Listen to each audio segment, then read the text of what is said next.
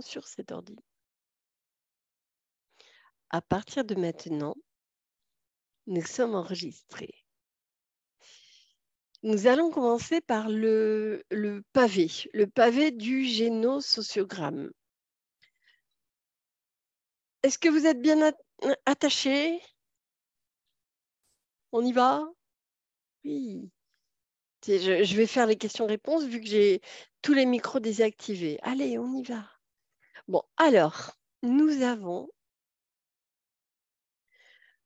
la généalogie de Victor Hugo. Pour ceux qui connaissent la généalogie de Victor Hugo, ce sera facile à décrypter, mais pour ceux qui ne connaissent pas, voici comment se constitue un génosociogramme. Pour les filles, je vous ai facilité la vie, je l'ai mis en rose, et pour les garçons, je l'ai mis en bleu. Je me suis permis quelques petites libertés concernant la couleur verte, la couleur rouge, parce que ce sont des éléments à prendre en compte.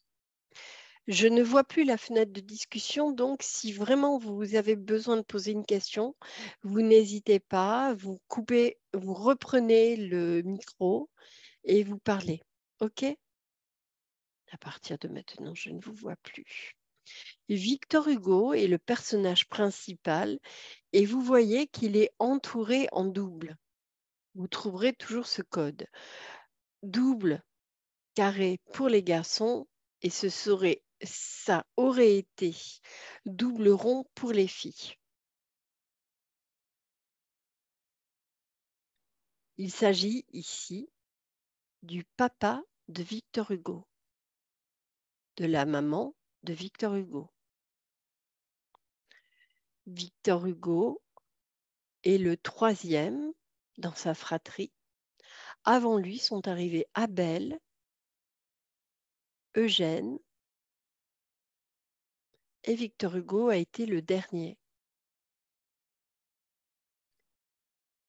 Victor Hugo a eu un lien privilégié avec sa mère, qui s'appelait Sophie Trébuchet. Sophie Trébuchet, qui est morte de fatigue et de froid à un très jeune âge. Alors, j'ai plus noté l'âge, je ne sais pas pourquoi. Je n'ai pas l'âge, en général, il y est. Mais elle est décédée quand même assez jeune. Le papa de Victor Hugo s'appelait Léopold et il est mort d'une apoplexie et vous avez la date. Est-ce qu'il y en a qui sont intéressés pour décrypter déjà le génosociogramme tel qu'il vous est présenté? Ah oui? Vas-y, Juliette. Excuse-moi, j'étais intéressée par ce que tu le fasses, que tu nous montres. Oh, mais non, mais non, mais non, mais non, parce que s'il y en a qui sont un peu généalogistes d'âme ou d'essence, on va dire, vu que je me suis bien écarcassée à le faire, parce que je suis allée chercher toutes les infos, j'ai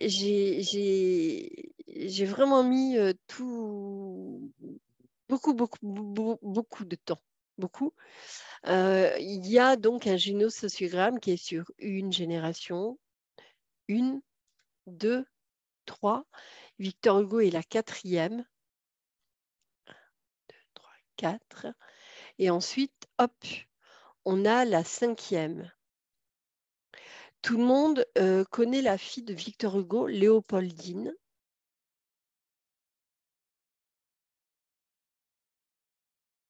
Qui est décédée d'une noyade. Demain, dès l'aube, j'irai. Vois-tu, je sais que tu m'attends. Vous la connaissez, cette poésie.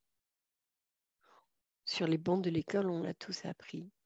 Léopoldine est décédée avec Charles, avec qui elle s'était mariée. Et vous pouvez noter que Léopoldine était mariée donc à Charles et qu'elle avait un frère qui s'appelait Charles.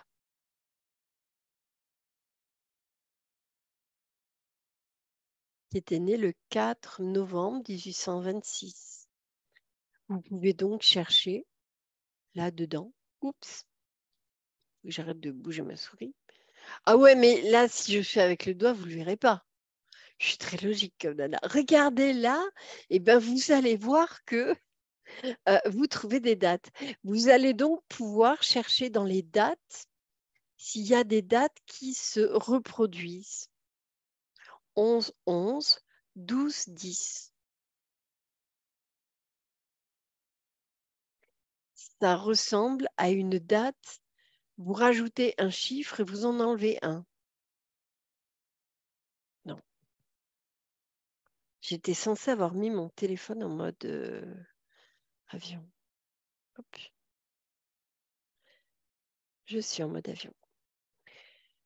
Vous allez avoir, en cherchant les dates, décès, le décès du grand-père de Victor Hugo, 13 août 1780. Le décès de, alors là, c'est, je vais chercher la maman de Victor Hugo, le 13 août 1780.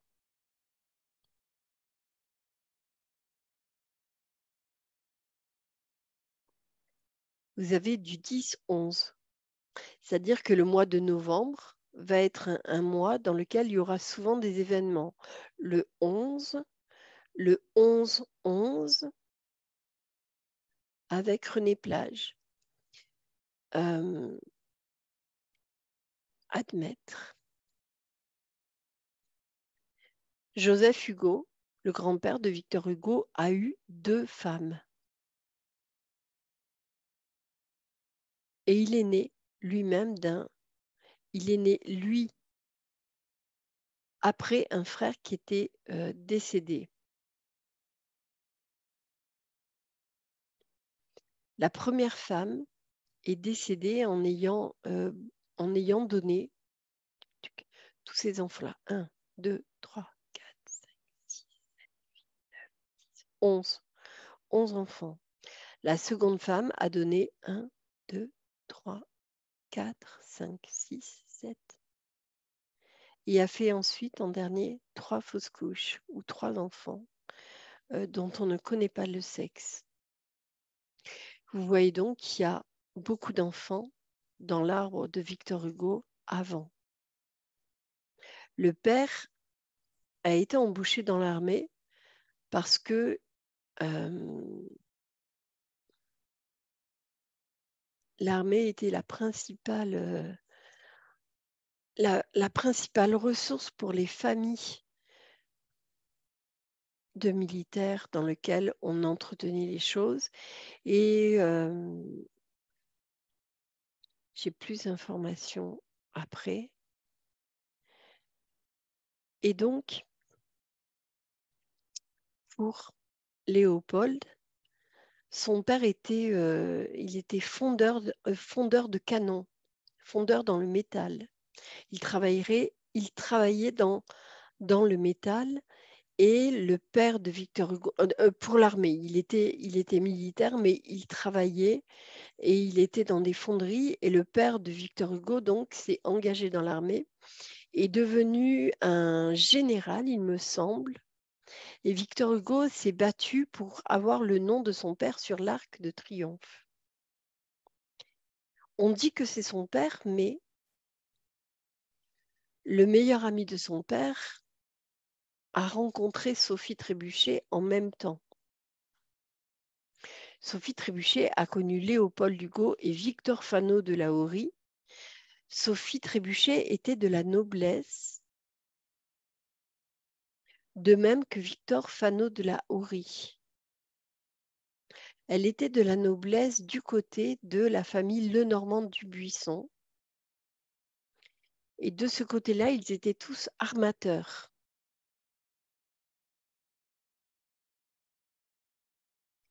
Renée Auger, la première femme, est morte en couche. La première femme du grand-père de Sophie. Vous voyez qu'il faut suivre. Hein. Enfin, j'espère que vous voyez qu'il faut suivre. Parce que Ça peut paraître compliqué, mais en même temps, c'est très simple. Ici, vous avez un problème d'eau.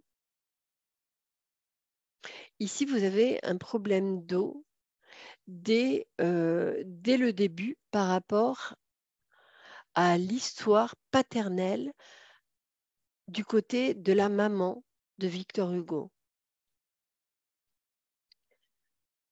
Louis-Maurice Trébuchet, tous les deux portent le même nom. Il va être le frère de Jean-François Trébuchet qui va décéder du côté de l'île Maurice sur un bateau. Victor Hugo était passionné par la mer et a fait de très très belles poésies par rapport à ça. Les enfants, Sophie, va se retrouver élevée par la tante maternelle parce que la maman va décéder très jeune. Je crois que c'est en donnant naissance à un enfant.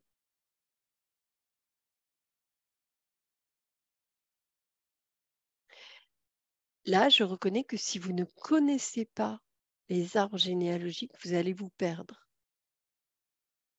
Vous me dites, non pas est-ce que vous avez un sentiment de perte ou d'abandon, mais est-ce que ça vous paraît compliqué? Vous pouvez faire ça si c'est compliqué. Ah, c'est tout pourri. C'est parce que c'est indigeste, les génosociogrammes, que c'est fabuleux à lire. Oh, Chantal, t'es du niveau 2, bon sang. Attends, je te fais de la pub pour des séances et tout, et tu me fais ça. Ça va, c'est bien parce que tu es en Hollande, hein, toi, que t'es pardonné, parce que c'est pas pareil. Bon, alors, Ben, Mimi, en fait, c'est toutes ces dates et tous ces trucs qui. Ma tête, elle s'embrouille, elle fait des nœuds avec tout ça, là. non, mais en Ouais. fait, là, je vous ai pris un arbre généalogique qui est très compliqué. Ah oui, ça. Je vais vous résumer. Je vais donc, il est très compliqué parce qu'il y a des dates et que, par exemple, hop, et que, par exemple, on s'aperçoit dans l'histoire de Victor Hugo que Victor Fano de la Horie était l'amant de Sophie Trébuchet et que Victor Hugo est le bâtard de Victor Fano de la Horie. Si vous regardez des photos de Victor Fano de la Horie et des photos de Léopold Hugo, vous verrez qu'il porte le visage de Victor Fano de la Horie. Que s'est-il passé dans l'histoire de Victor Hugo? Victor Hugo s'est marié à Adèle Fouché et Fouché, est-ce que je l'ai ici? Sophie Françoise Trébuchet. Et Fouché, donc, j'espère que je l'ai fait.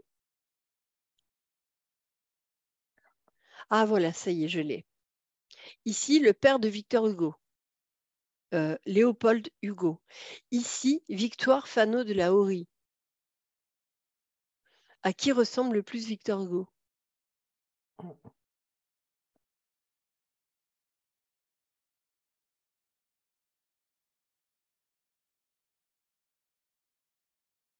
Je dois enlever la souris.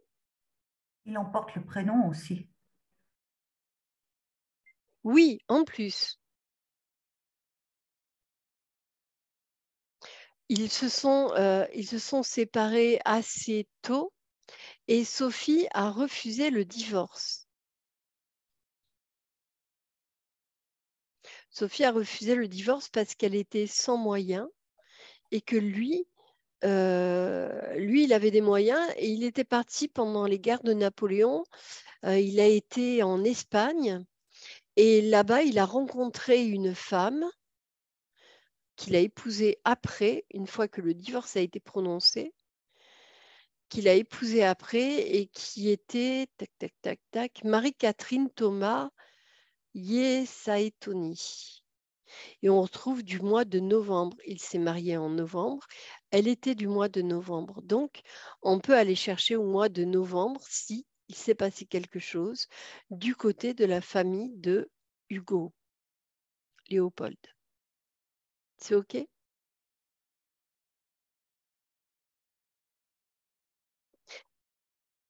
Je vous donne une histoire compliquée et en même temps très connue parce que tout le monde peut faire des recherches sur Victor Hugo et découvrir ce qu'il s'est passé dans la vie de Victor Hugo.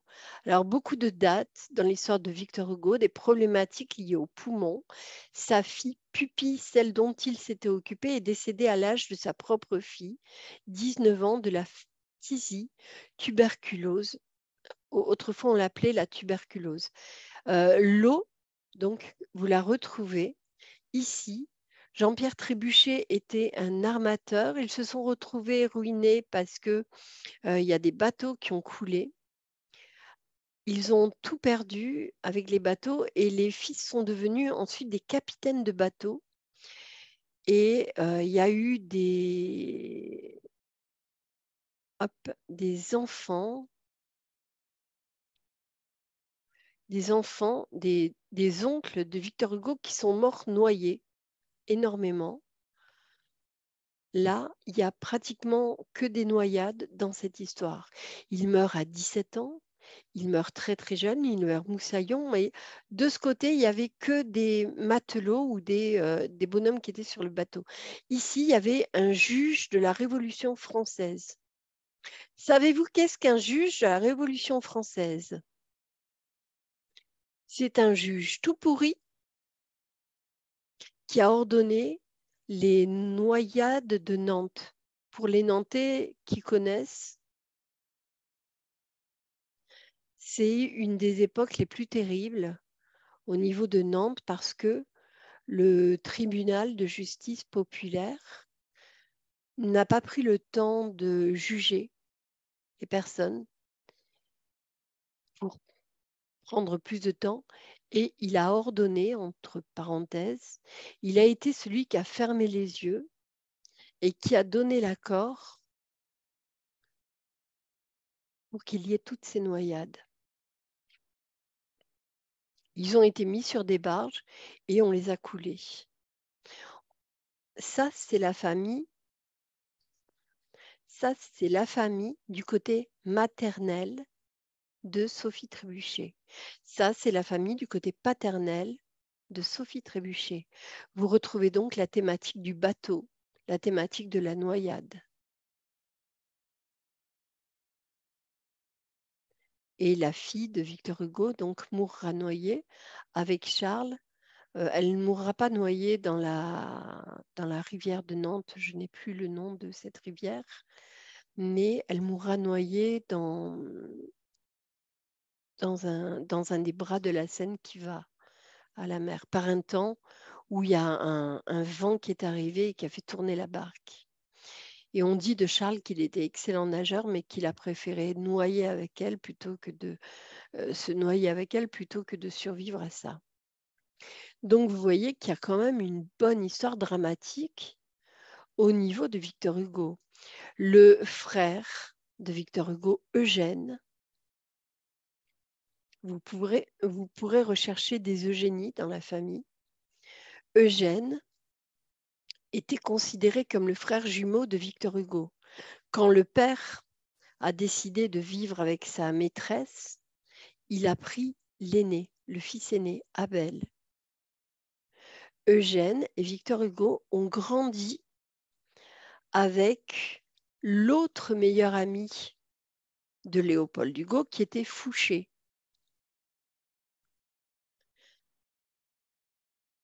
Fouché est le juge, le procureur, celui qui a fait condamner à mort Victor Fano de la Horie. Victor Fano de la Horie qui a été du mauvais côté de l'histoire parce qu'il y a eu une tentative d'assassinat par rapport à Napoléon, par rapport à un général qui s'est rebellé par rapport à Napoléon. Et Victor Fano était aide de camp de ce général. Ils ont donc dit qu'il avait conspiré Ils l'ont recherché pour le condamner à mort et il s'est caché pendant une dizaine d'années dans la maison de Sophie Trébuchet. Et quand on parle des Misérables et de Jean Valjean, Victor Hugo a été le plus proche de Victor Fano de La Hourie, parce que Victor Fano de La Hourie, pendant la période où il s'est caché, pendant une dizaine d'années, se réfugiait souvent dans cet ancien couvent que Victor écrit et décrit dans Les Misérables. Il se réfugiait souvent dans cet ancien couvent et il avait donné un livre à Victor Hugo et il a été plus ou moins le précepteur de Victor Hugo. Il sera donc traumatisé par l'action de Fouché, qui était soit ministre de la Justice, soit le procureur, vous savez, le méchant qui court après Jean Valjean, qui veut sa peau. Parce que c'est lui qui a fait condamner à mort, donc, cet homme qui était le père spirituel de Victor Hugo. Et Victor Hugo, la mère de Victor Hugo, va développer une haine contre Fouché. Sophie Trébuchet, donc, va développer une haine et elle sait que ses deux fils sont amoureux d'Adèle Fouché et elle va interdire à ses fils de parler à cette fille. Un an après sa mort, il se marie, enfin un an après sa mort. On est le 27 juin 1821. Le 12 décembre 1822, il se marie avec Adèle Fouché, la fille de celui qui a mis à mort Victor Fano de La Hourie. Eugène, le jour du mariage, devient fou. Il est interné en psychiatrie parce qu'il y avait une histoire d'amour impossible. Vous retrouvez donc des histoires d'amour à deux, une histoire d'amour gémellaire et Victor, étant le favori d'Adèle, elle se marie avec lui. Eugène se retrouve dans une détresse absolue et devient fou le jour du mariage de Victor Hugo, 12 décembre. Il est interné et il mourra dans un asile psychiatrique à 36 ans. Victor Hugo va trouver une maîtresse qui est plus proche de sa mère au niveau du caractère, au niveau de l'éducation, au niveau de la mentalité qu'Adèle Fouché. Il va vivre une histoire sur le long terme avec Julienne, qui est aussi appelée Juliette Drouet. Vous avez peut-être lu la correspondance entre Juliette Drouet et Victor Hugo. Des lettres d'amour magnifiques qui se sont écrites.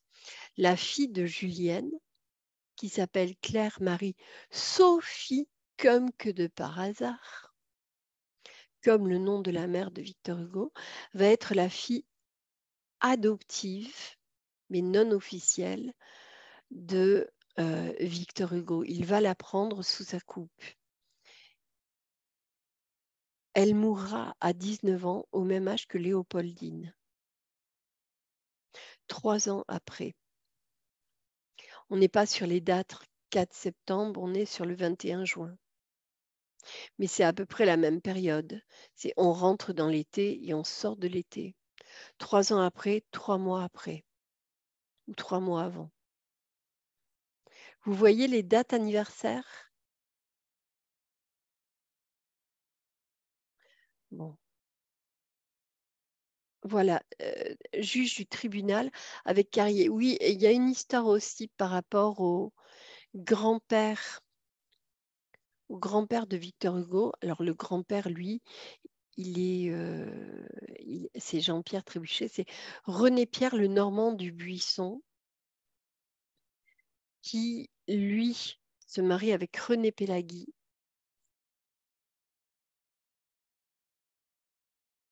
Il y en a un qui va épouser une sœur et l'autre qui va épouser une autre sœur. Et c'est la tante quand la maman de Sophie va trébucher, qui va s'occuper de Sophie. Et il y aura une histoire de famille terrible parce que René Pierre Lenormand, donc, qui a été procureur, qui a vécu très vieux, a son fils qui s'est marié avec le dernier fils qu'il a eu, qui s'est marié avec une femme qui va devenir la maîtresse du révolutionnaire de la terreur, qui est mort à 36 ans.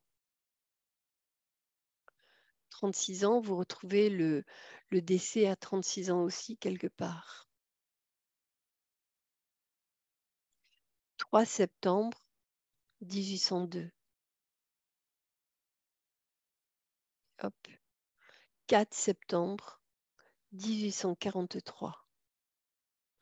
Là, vous êtes sur une date anniversaire 4 septembre. Hop. 3 septembre.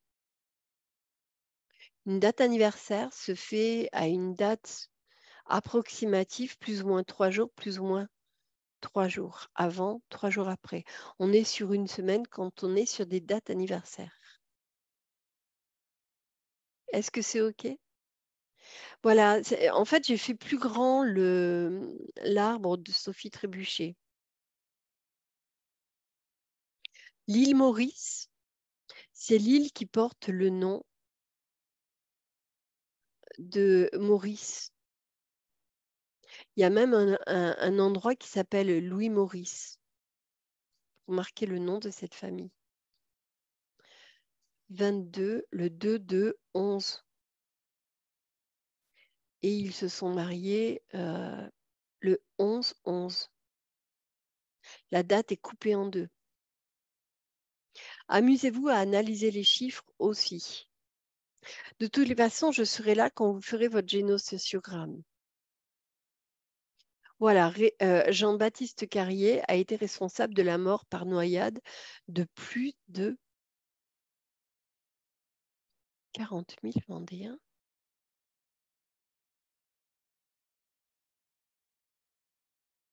Et lui, il a acquiescé. Il y avait 4 juges comme ça sur Nantes. Il a acquiescé. Ses enfants vont tous, ses enfants, décédés le 3 septembre, Louise Mathurine, le Normand du Buisson, en 788, 29 ans. Ils vont mourir jeunes, sauf la religieuse, qui ne pourra pas s'occuper des enfants. Et lui, il va être cocu avec Jean-Baptiste Carrier. Et cet homme qui a fait tuer va être responsable des petits-enfants. Il va devoir s'en occuper. Beaucoup de dates, donc des problématiques liées aux poumons. Il sera fasciné par la mère, par sa mère, par les morts et tout ce qui touche consciemment ou inconsciemment à son histoire personnelle. Ah oui, Adèle, la dernière, la fille, la dernière de la famille de Victor Hugo, la plus petite, celle qui sera survivante, vivra d'asile en asile, un peu comme son oncle qui a vécu en asile psychiatrique. Vous voyez donc les schémas qui se reproduisent. Y a-t-il des questions?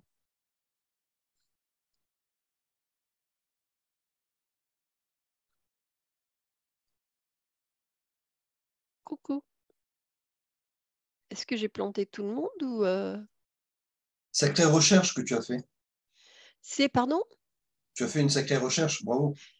Merci, merci beaucoup. Merci. Oui, parce qu'il fallait un exemple concret et comprendre les schémas qui se produisent au travers des poèmes de Victor Hugo ou de ses écrits, comprendre des périodes où il a été exilé comme son père, qui n'est pas son père. Il a vécu en fait l'histoire de ces 3 personnalités à l'intérieur de lui. Et c'est peut-être pour ça qu'il a voulu faire du spiritisme, qu'il était un dénonceur de vérité et un justicier dans l'âme, parce qu'il éprouve énormément de compassion et d'empathie pour son époque, pour et il a un don pour l'écriture pour dénoncer les injustices, mais pour les misérables, on voit surtout la figure de Victoire, Victor de la Horie, qui est le misérable. Mais le misérable, celui qui vit dans la misère, tandis que l'autre misérable, c'est celui qui le harcèle. Parce que le Fouché en question, il a cherché pendant des années et Victor a été dénoncé par un voisinage.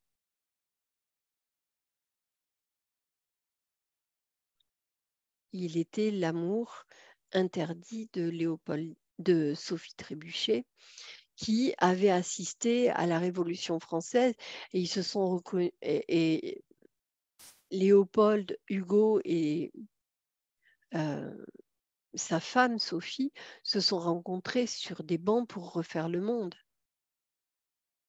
Ça a été un coup de foudre, mais le véritable amour s'est développé pour l'ami de promotion de Léopold, qui n'a pas eu la chance de Léopold et qui s'est retrouvé dans le mauvais camp du coup et qui s'est retrouvé, alors je ne sais plus si c'est guillotiné ou décapité, pendu, mais mis à mort, quoi. Myriam, Oui. la famille, j'ai plus le nom en tête, je mettais ça dans le chat. Les armateurs, et notamment Nantes, c'est une place forte du commerce triangulaire. Est-ce que ça ressort quelque part dans la généalogie? C'est comme Saint-Malo, toutes ces demeures d'armateurs, tu as eu du commerce triangulaire. Oui, oui. Alors non, ce qui est davantage ressorti, c'est l'injustice et au niveau de la guerre des Chouans, au niveau de la Vendée, les noyés de la Vendée, parce que le grand-père de Victor Hugo a couvert ça et a acquiescé pour le tribunal populaire pour sauver ses miches. Et après, le mec, Charrier, ça devait être un psychopathe, est devenu la maîtresse de sa belle-fille, est devenu l'amant de sa belle-fille. On pourrait penser peut-être que quelque part, l'argent mal acquis par ce commerce-là a provoqué Il faisait aussi des plutôt, décès. alors, du côté des armateurs, il faisait plutôt du commerce de vivres. J'ai pas entendu parler au niveau de Victor Hugo de commerce d'ébène. Enfin, pardon pour le parler comme ça, mais Parce que de quand tu commerce vas à d'êtres Nantes au humains. musée, enfin au château d'Anne de Bretagne, tu as toute une salle qui est consacrée à ça. Et c'est vraiment. Ils n'en parlent pas. Hein, c'est comme on peut citer la famille Kersozon. Tu vois, toutes ces familles-là, toutes ces grandes familles-là d'armateurs ont trempé plus ou moins dans ce commerce-là. Ouais, mais ce que je sais, c'est il a eu des bateaux. En fait, c'est un homme qui a vraiment manqué de chance parce qu'il s'est retrouvé quasiment ruiné. Il y avait peut-être plus qu'un bateau et le fils est mort sur le bateau. C'était le bateau de la dernière chance et il est mort. Alors, on a dit qu'il était mort en mer, mais il est mort juste à côté de l'île Maurice. Et j'avais une élève qui vit à l'île Maurice et qui m'a dit oui, il y a un endroit qui s'appelle Port Louis-Maurice. Dans le temps, on l'appelait Port Louis-Maurice et l'île Maurice, peut-être qu'elle porte son nom par rapport à cette île qui n'était pas colonisée, on va dire ça comme ça. C'est vrai que quand je vois armateur, moi, ça m'interpelle tout de suite dans ce sens-là, quoi. Mais Moi, j'ai des ancêtres qui ont été armateurs et j'ai fait un travail de réparation par rapport aux Antilles. mais surtout quand tu vois Nantes, vraiment, c'était une place forte, quoi. Oui. Oh, voilà, c'était Et un c'est aparté. plutôt la rivière des morts. Et c'est une rivière dans laquelle, quand il y a des noyades, ça passe à la télé. Il y a eu des noyades encore il n'y a pas si longtemps, un jeune qui était à une rave party qu'on n'a pas retrouvé. Les Nantais, Les Nantais parlent de cette rivière encore dans l'histoire de Nantes qui a marqué, je pense, des générations. Donc, vous avez des histoires de noyades dans la famille de Victor Hugo du côté maternel. La mère meurt d'eau dans les poumons. Et puis Léopoldine. Voilà. Mm. Voilà. Donc, avec tous ces détails et l'arbre, vous allez l'avoir en PDF dans le groupe. Je pensais l'avoir mis, je ne l'avais pas mis. Vous allez donc pouvoir commencer à construire votre génosociogramme, à retrouver des dates. Et je suis passée à côté de certaines dates parce que, mea culpa, je n'ai pas révisé mes cours, je n'ai pas révisé mes notes. Je m'en souviens bien de ce qui s'est passé. Et me voilà en disant, merde, mais je le savais qu'il y avait des dates et tout, ça m'a tellement interpellée. Les histoires aussi de femmes mortes en couche. On dit elle a perdu les os, ou on dit aussi elle est morte dans les os, ou elle est morte en perdant les os.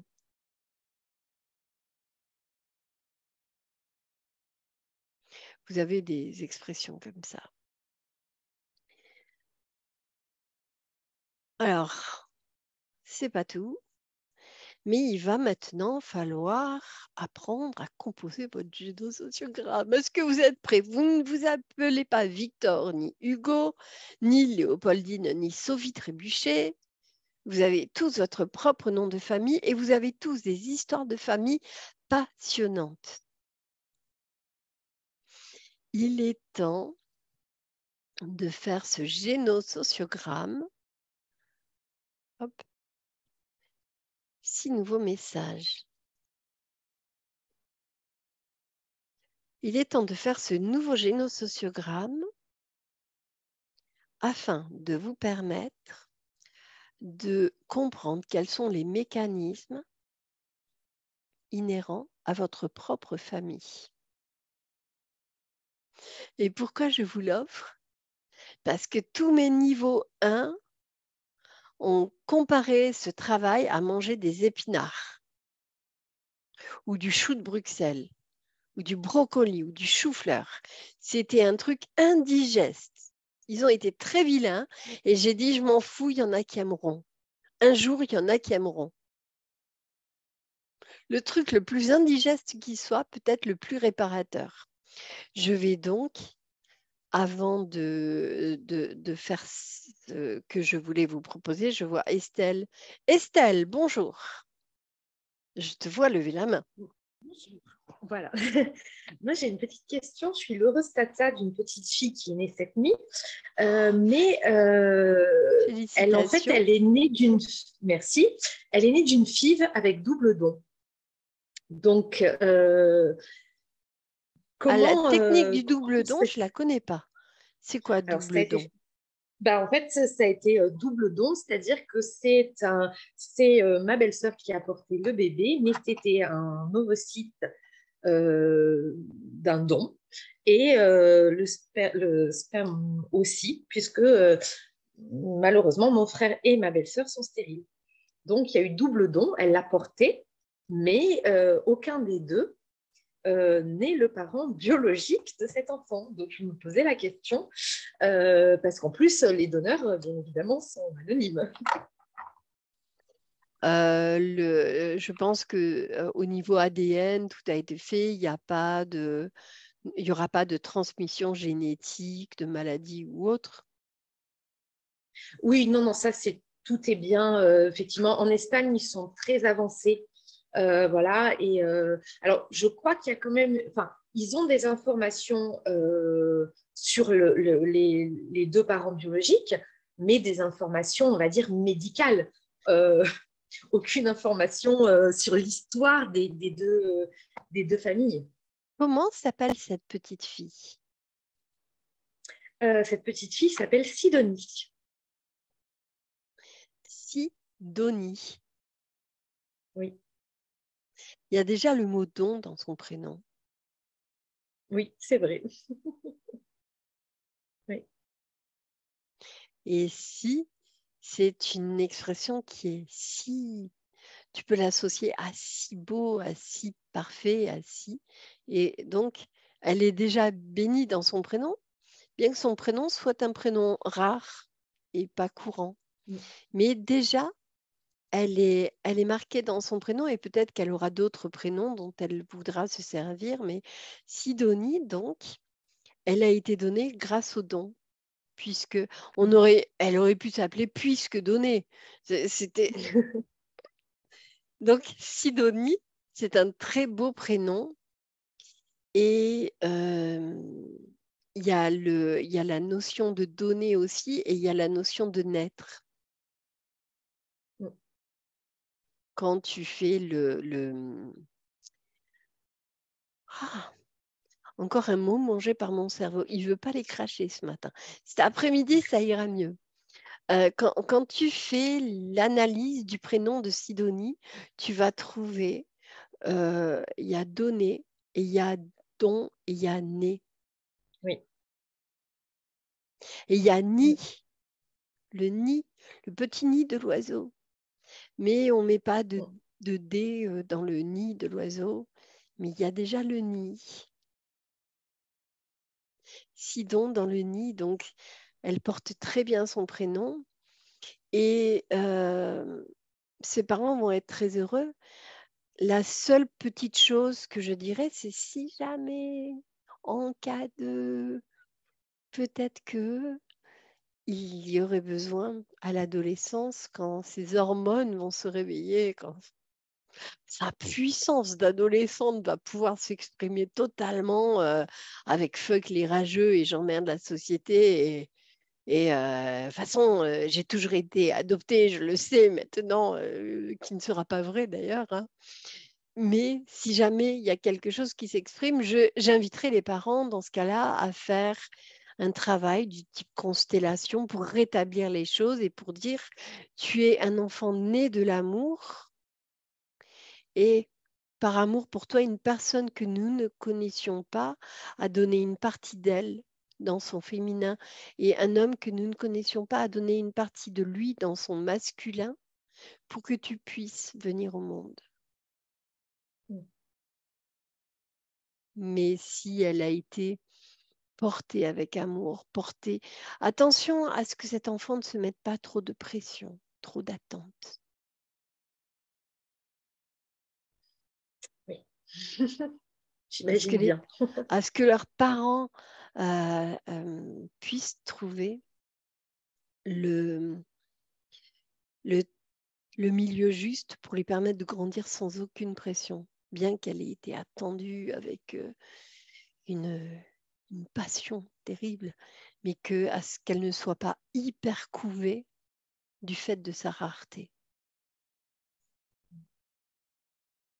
Ce serait le seul petit conseil. Et si jamais... Non, je pense que, oui, à ce niveau-là, je pense qu'ils sont préparés, à ça, donc je pense que ça ira. Mais effectivement, voilà, je me posais la question par rapport au transgénérationnel Mais pour en elle. fait, l'empreinte, après, je te parlerai d'âme et je te parlerai d'énergie. Je dirais que la matrice, c'est moche comme mot, la matrice dans laquelle ce bébé a été conçu. Non, en fait, le nid dans lequel cet enfant a développé ses capacités, ses outils, son âme. D'ailleurs, je t'inviterai à rencontrer une personne qui a déjà fait le niveau 1 ou le niveau 2 pour parler avec ce bébé. Ça serait intéressant de voir comment ce bébé est arrivé dans le monde et comment il accueille sa naissance. Déjà, elle avait l'air pressée d'arriver puisqu'elle est née avec un mois d'avance. Donc... Ouais, mais c'est toujours extraordinaire la communication de bébés dans le ventre ou de bébés qui viennent de naître et puis on leur explique des choses et ça les apaise et ça pourrait être sympa de lui demander comment elle va voir sa vie parce que avec le travail, l'outil, il y a Sabine qui pratique, il y a Chantal, il y a Régine un peu, mais Régine pratique aussi. Avec ça, on peut te mettre en contact avec le bébé, avec son futur aussi.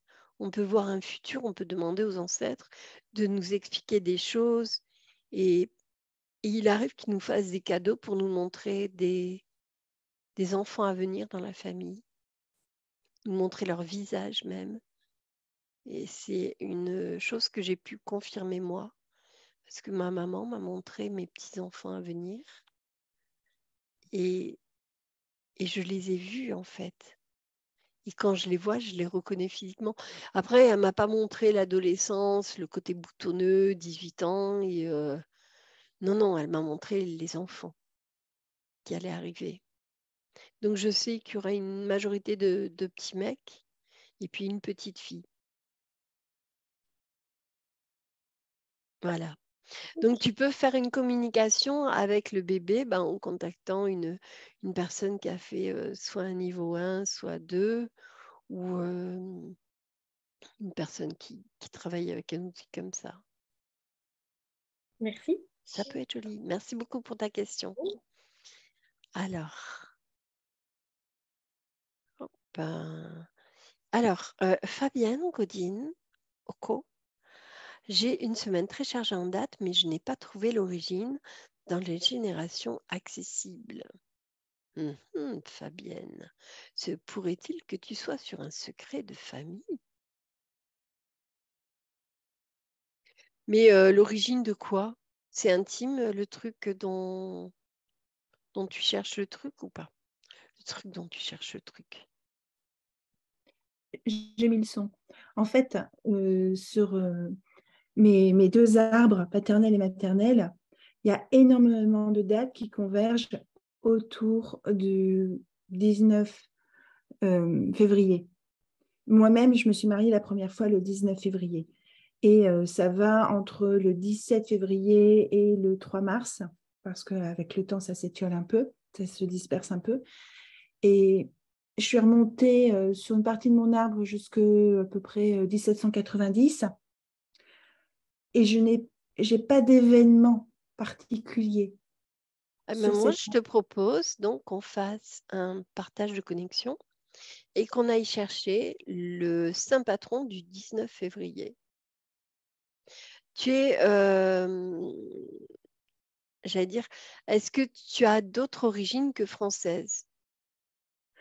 Alors, moi, je suis d'origine française, oui et non, parce que je suis frontalière avec la Belgique. Et Okay. Godine, c'est flamand. Bon, alors, on est à 35 km, hein, mais on est à cheval sur les deux pays.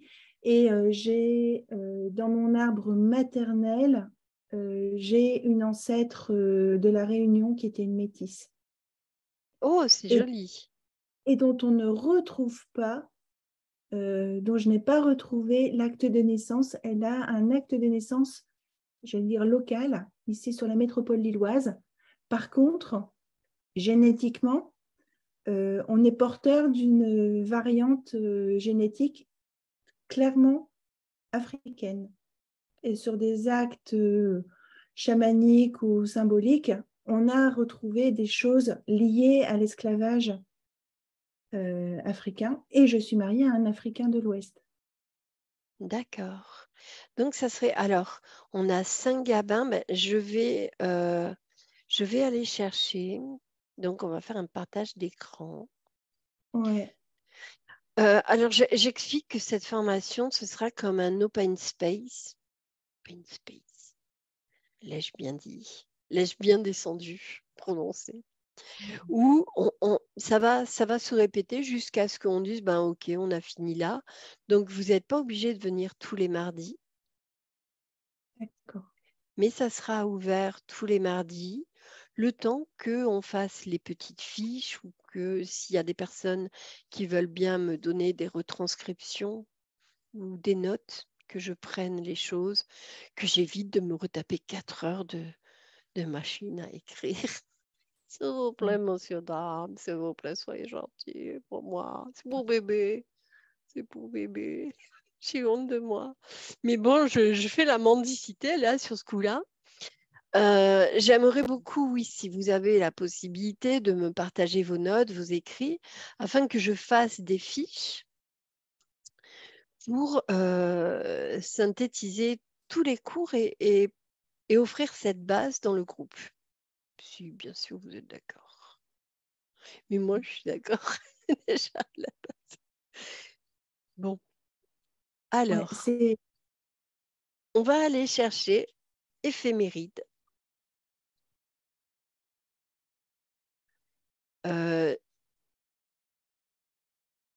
Saint du 19. c'est la semaine entre le 17, ça démarre à peu près au 17 février. Et on est à côté de la Saint-Valentin. On est 8 jours après, ouais. Éphéméride. J'ai un de mes oncles qui est décédé le 13 février, son petit-fils est décédé le 14. Ok. Alors, on va chercher. Papa a été enterré, non, papa est décédé le jour anniversaire de l'enterrement de sa mère, Qui était le... le 24 février. Et D'accord. ma grand-mère était née le 20 février, elle est décédée le 18 février. Tu vois, c'est plein de choses comme ça. Alors, autorisé. Alors, là. Alors. Les saints Alexis. Alors, on va chercher Saint Alexis. Parce que Alexis, il n'y en a pas du tout dans ma famille. Alors, il y a Alexa, Alessi, Alexa, Alexane, Non. Alexis, Fulrad, Chireg, Guéroc, Guevroc, Guireg, Kireg, Lexane, Lexia, Logan, Loman, Manon, Mariana, Mariani, Kirek et Sylvain. Non. Alors, les événements, ils remontent pas. Pas très loin. Ils remontent pas très loin. On va chercher ensuite Saint Patron Alexis. Tu vois le type de recherche que tu fais? Ouais, je suis en train de me demander si ce serait pas mieux d'aller voir du côté de Arnoux. Arnaud. Parce que C'est ma le famille. saint patron des mendiants, des pèlerins et des voyageurs. Ouais. Ensuite, tu as donc la vie d'Alexis, Oui. le saint patron des indigents, qui mendiait son pain, qui a dû choisir une épouse. Voilà. Regarde. Ici, fils unique d'un des plus illustres illustrateurs. Là, en fait, tu vas voir qu'on peut tomber sur une histoire intéressante parce que tu peux faire une analogie avec quelque chose qui s'est passé dans ta famille. Fils unique d'un des plus illustres sénateurs de Rome, nommé Euphémie. Il reçut une éducation brillante et soignée. L'exemple de ses parents apprit au jeune Alexis que le meilleur usage des richesses consistait à les partager avec les pauvres. Cédant au désir de sa famille, le jeune Alexis dut choisir une épouse. Mais le jour même de ses noces, se sentant pénétré du désir d'être uniquement à Dieu et de l'aimer sans partage, il résolut de s'enfuir secrètement, s'embarqua sur un vaisseau qui se dirigeait vers la Odyssée et gagna la ville d'Édesse. Là, hop, je reprends le truc. Là, tu tombes en fait sur une histoire de mariage rompu, d'homme qui fuit les vœux du mariage, qui vient d'un bon milieu, mais il y a une histoire d'amour impossible. Tu vois Ouais. le truc? Mm. Histoire d'amour impossible. Tu parles de ce métissage. Ouais. On peut tomber sur une histoire d'amour impossible. Et puis vers les indigents, il fait le choix de tout donner aux indigents, aux personnes de moins haute souche que lui. Mm. d'aller dans un autre milieu et de tout donner. Tu peux prendre les mots, tu peux lire à travers les lignes l'histoire du saint.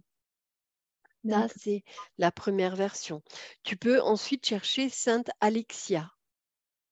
Tu peux chercher tous les saints, en fait, du mois de février, et chercher dans l'histoire qu'est-ce qui résonne le plus. Et tu remontes à la première date. Si la première date, c'est le 17 février.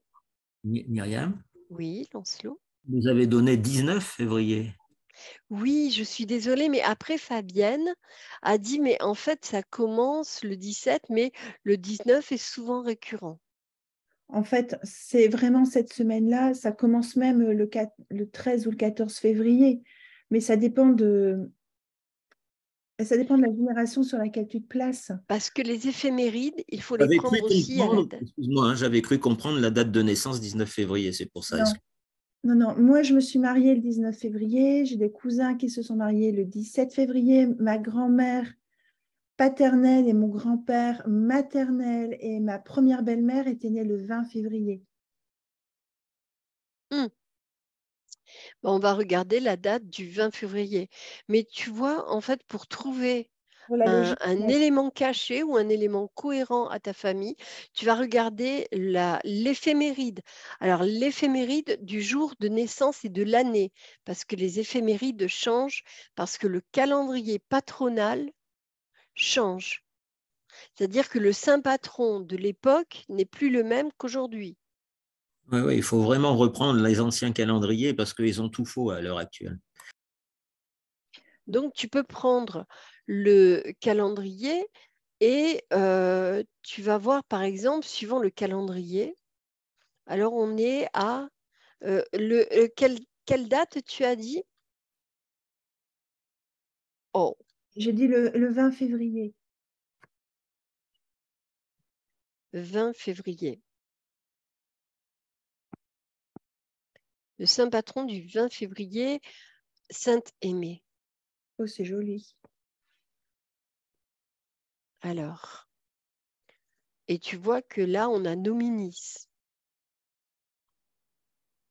On a aussi, on va avoir d'autres noms qui appartenaient à une illustre famille. Allez, je te le donne en 1000. d'Assise. Les offres du Cieux, elle se convertit après une visite à sa tante et décida de se faire religieuse.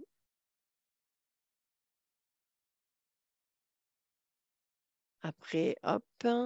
Alors, Sainte Aimée est la sainte patronne de... Allons chercher la sainte patronne. Rechercher avec Google. Sainte patronne de... Oh là là, j'ai bu trop de café, je crois. Sainte patronne. On va regarder de quoi elle est la protectrice.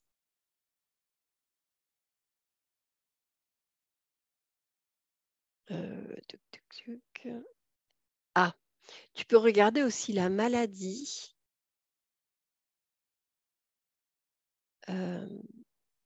La maladie de laquelle elle est décédée. Alors, il y a Sainte Aimée d'Assise, en 1200, morte en 1252.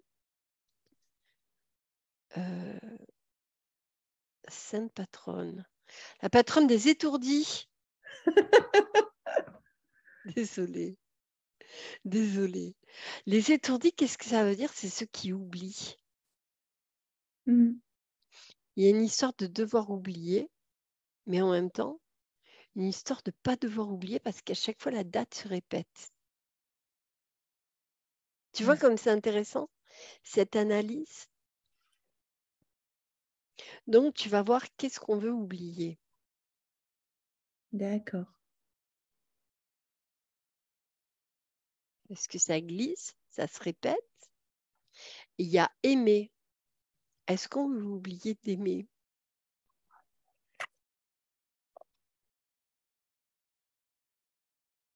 Bon, j'espère que j'ai perdu personne, mais ça peut être un moyen d'analyser. Là, je vous donne en fait les techniques d'analyse du génosociogramme qui seraient de chercher les noms, les prénoms, les saints et le patronage de ces saints. De quoi sont-ils les saints patrons? Ils protègent qui? Y a-t-il un dicton lié à Saint-Aimé?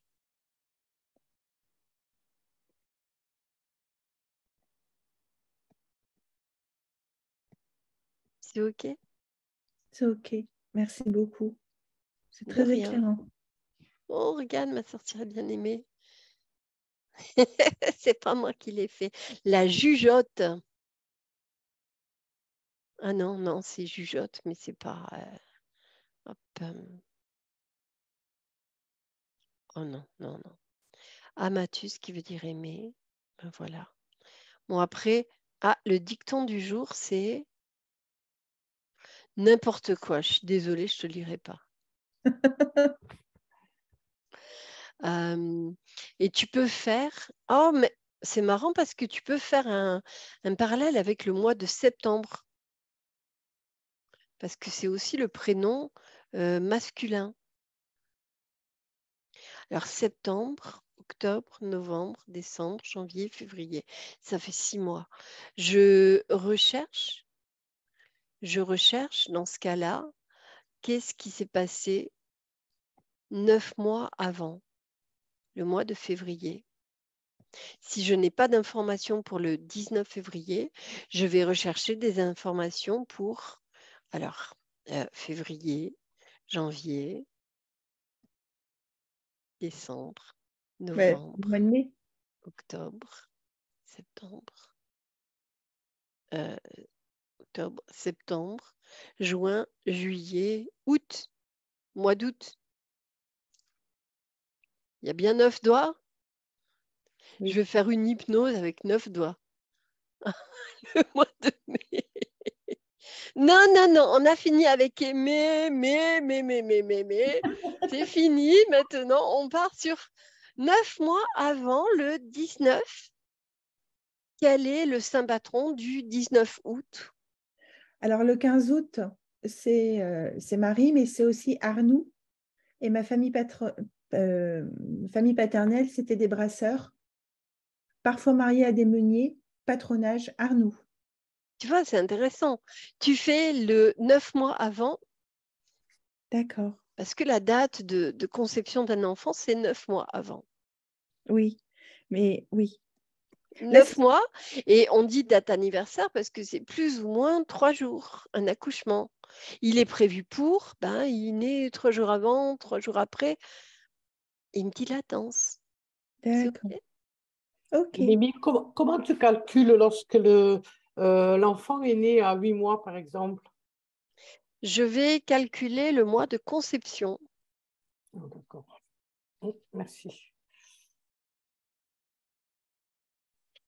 Alors, ensuite, pour le génosociogramme, pour faire votre génosociogramme, vous aurez besoin donc de ce document que je vous ai mis déjà dans le PDF et vous avez des liens vers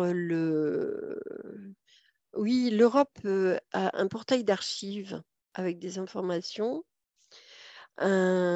La guerre qui a marqué les mémoires de famille a aussi un mémorial. Voilà, vous avez un guide. Je vous ai mis plein de liens en fait. Et il y en a une, je crois que c'est elle fait partie des Mormons ou des témoins. C'est les Mormons en fait qui ont codifié. Les Mormons ont codifié toutes les archives généalogiques pour baptiser les morts. Ils se sont amusés à ça. Donc, ils ont pratiquement toutes les listes généalogiques des personnes décédées enregistrées dans un site. Je crois que c'est Ancestral. La première chose que vous aurez à faire sera donc votre arbre généalogique Nous passerons 2 heures la semaine prochaine sur votre arbre généalogique, pour ceux qui l'auront avancé. Ça va aller très rapidement et ça ira après moins rapidement. Pour la simple et bonne raison qu'un arbre généalogique peut avoir des secrets, peut avoir des mauvaises branches, peut vous faire bugger là où il est intéressant d'aller. Ce qui fait que nos 27, notre presque dernière demi-heure va être passée, je regarde les messages. Alors, maximum de générations. Plus il y en a, meilleur c'est. Il faut calculer, en fait, au niveau des ancêtres, vous avez première génération, c'est vous. Deuxième génération, c'est vos parents. Troisième, vos parents, vous les multipliez 2 par 2, 4 par 4. Et une fois que vous avez multiplié 4 par 4, ça vous fait 16. 16 par 16. Et puis après, je m'arrête de calculer parce que je suis aussi bien dyscalculique que 10 dans tous les domaines. Hein. Je suis douée là-dedans. Donc, je ne saurais pas calculer, mais ça va vous faire un nombre impressionnant d'informations. Si il manque une branche, c'est la branche qui m'intéressera.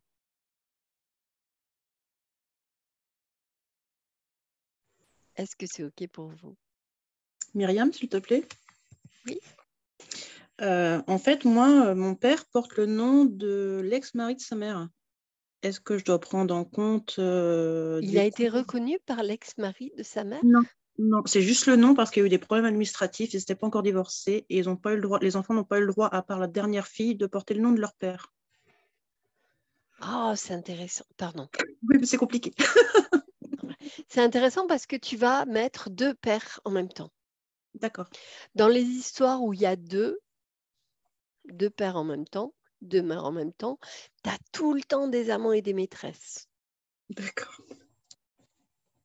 C'est des amours qui fonctionnent en binôme et des amours qui fonctionnent en impossible.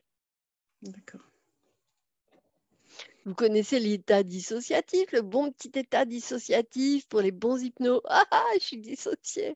Et bien là, c'est l'amour quand il est dissocié. D'accord. Merci beaucoup.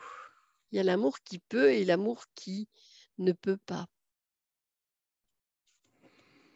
Et vous allez remonter donc jusque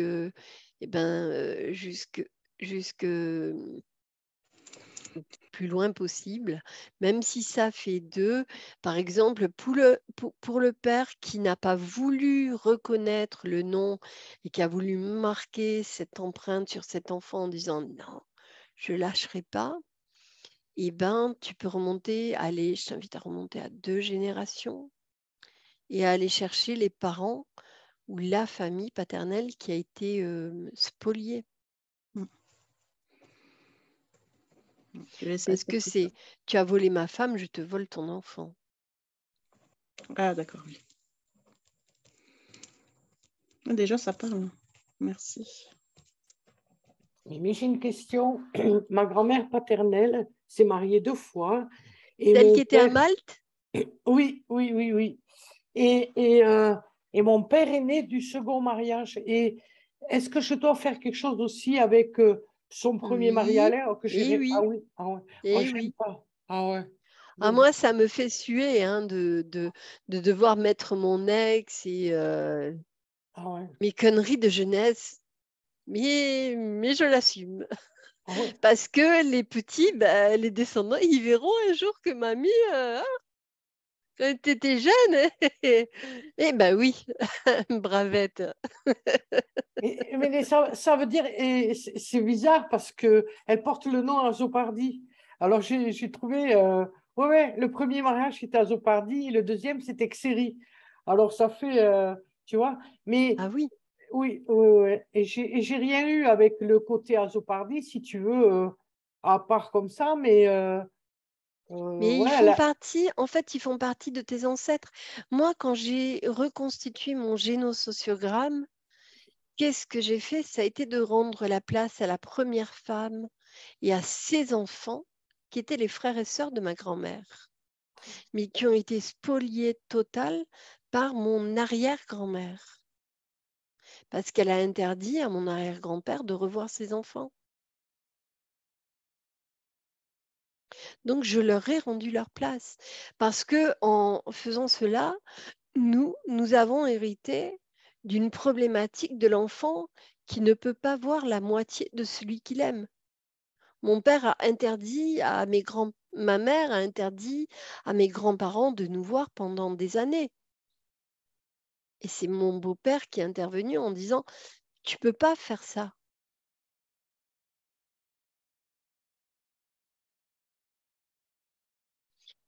Et pourtant, nous étions 100% pur sang du côté de ma grand-mère.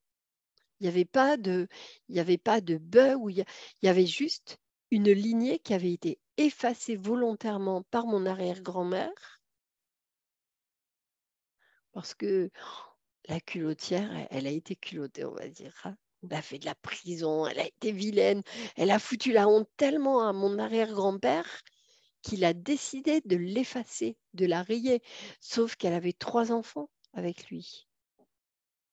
Et c'était injuste parce que si je me positionne non pas en descendante de mon arrière-grand-mère, mais en descendante de toute cette famille, il y a une femme qui a été effacée, qui a vécu des injustices. C'était 14-18. Peut-être qu'elle a été obligée de voler pour survivre et pour nourrir ses gosses. Et ces gosses, c'était les gosses de mon arrière-grand-père. Donc, je prends en compte tout le monde.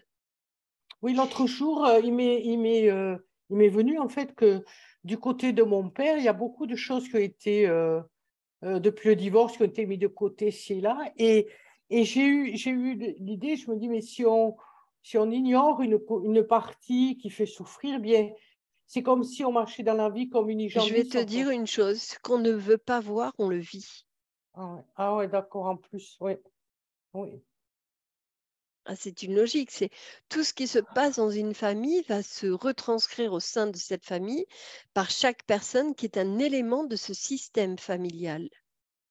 Il y en a qui vont prendre la place du bon, d'autres qui vont prendre la place de la brute, d'autres du truand, l'autre de, pardon, mais je vais dire, allez, la salope, ou le cocu, ou la pauvre victime, ou le gros connard. Oui, ça sera bien à la retranscription, ça passera bien. Je pense que on est bien.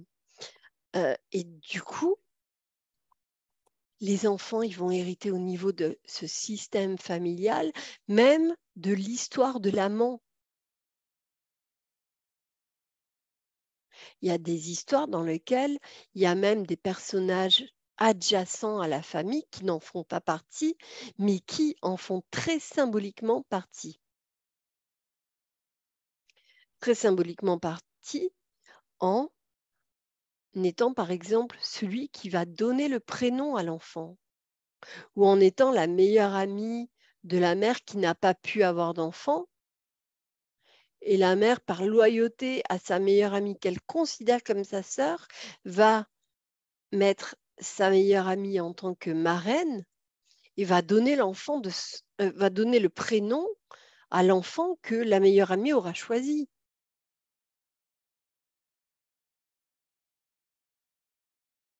C'est compliqué.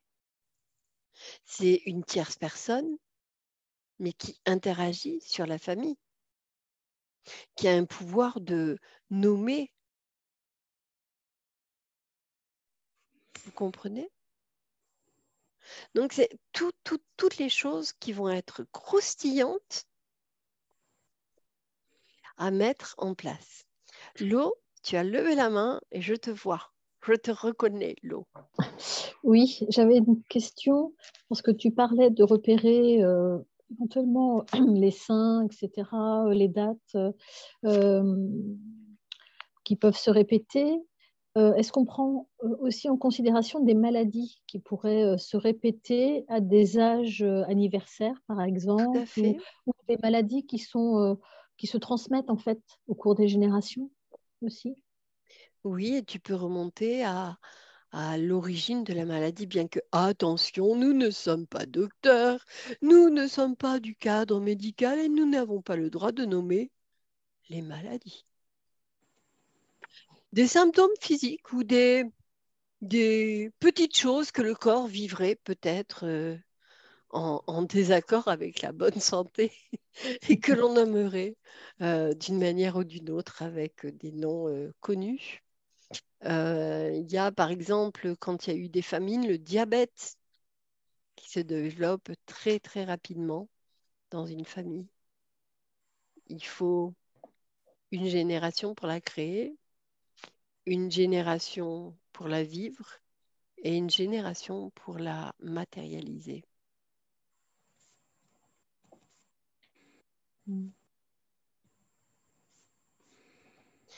Mais ce qu'on sait aujourd'hui de l'ADN, c'est qu'on ne sait pratiquement rien et que cet ADN qui est porteur va être quand il y a des choses comme ça, déclenché par des chocs, par des répétitions. Si ça ne se répète pas, c'est quelque chose qui ne va pas être actif. C'est OK? D'accord, oui, merci. Donc, on va passer à un petit exemple de génosociogramme. Alors, je partage tableau blanc. Voilà. Nouveau tableau blanc. Ouvrir. Regardez. Alors, je vais vous faire un petit génosociogramme. Je ne mets pas les couleurs, d'accord? Petit génosociogramme. Hop.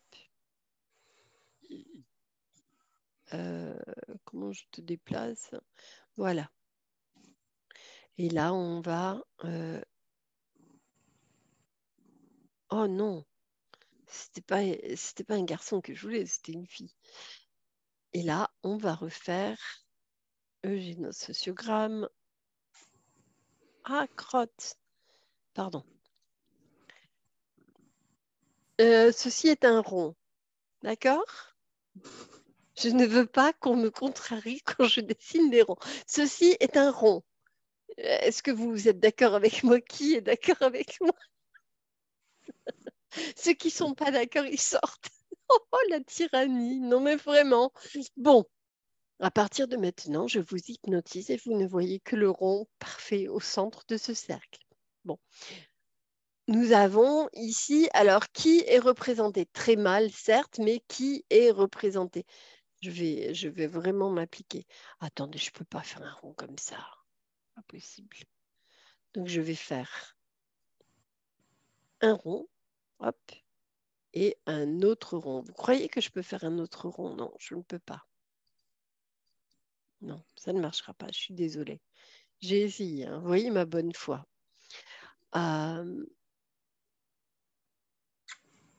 Oh merde, pardon.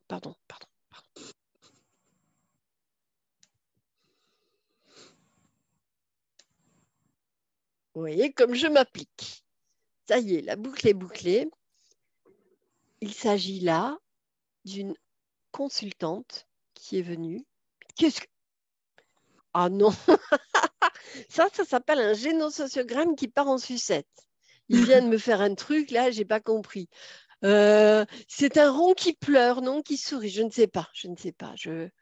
Je commence à avoir peur de ce rond qui se fait des trucs tout seul. Un rond smiley. Merci beaucoup, génosociogramme de Tani. Non, mais il y a des gens qui jouent avec mon génosociogramme. Hein. Ça, je suis pas d'accord. C'est mon dessin. Bon, alors, nous avons ici une consultante, papa, maman. Alors, maman avec un gros smiley. Non, Marie-Laurence, c'est peut-être pas toi qui as fait ça, d'accord? Et ça, c'est le consultant principal. Normalement, c'est deux cercles ou deux carrés, l'un dans l'autre. Cette personne vient parce qu'elle est d'origine,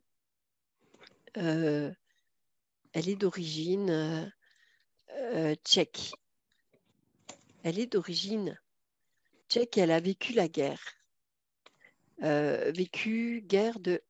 Non, non, je veux croire qu'il possédait mon tableau. Vécu guerre de... vous n'êtes pas rigolo. Tchécos Richard, sors de ce corps, sors de ce tableau. Puis pour la retranscription, m'entendre gueuler, c'est pas possible, hein. Tchèque, allez, je vais mettre tchèque. Non, tchèque. Merci beaucoup. A vécu la guerre donc du Kosovo, de Tchécoslovaquie, et elle est venue. Mais attendez, mais qu'est-ce que vous avez foutu à ma mère? Elle a disparu. Oh non, hein, c'est pas drôle. J'ai l'impression d'être avec des chatons qui jouent, tu sais, avec le truc laser, ils s'amusent à pointer le truc. Bon, alors, redessinons. Ici, on a maman, ici, on a papa. Tout le monde est OK? Elle est venue, cette femme était médecin dans son pays, et aujourd'hui, comme l'État ne reconnaît pas son diplôme, elle est infirmière. Son mari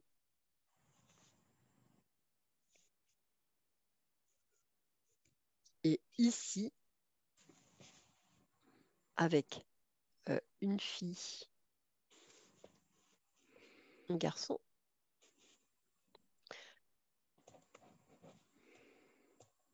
Alors, je vais lui mettre un frère pour que vous reconnaissiez quand même comment on dessine le frère par rapport au mari. C'est OK pour vous?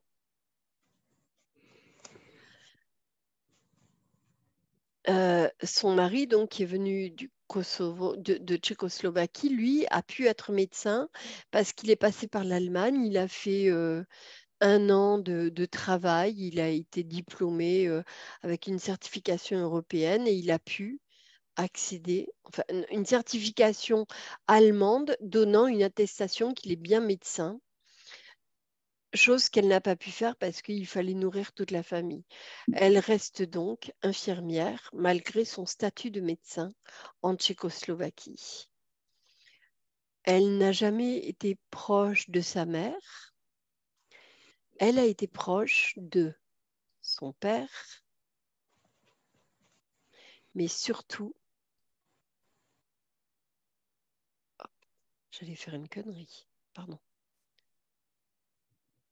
mais surtout de, devinez qui? Je vous laisse un suspense. Quand je fais ce trait, quand je fais ce trait, quand je fais ce trait, que va-t-il se passer ensuite? Qui seront par rapport au mari? Sa sœur? Qui c'est qui a dit ça? Tu en es sûr? Sa sœur. Bravo! Et le public répondit en chœur, sa sœur.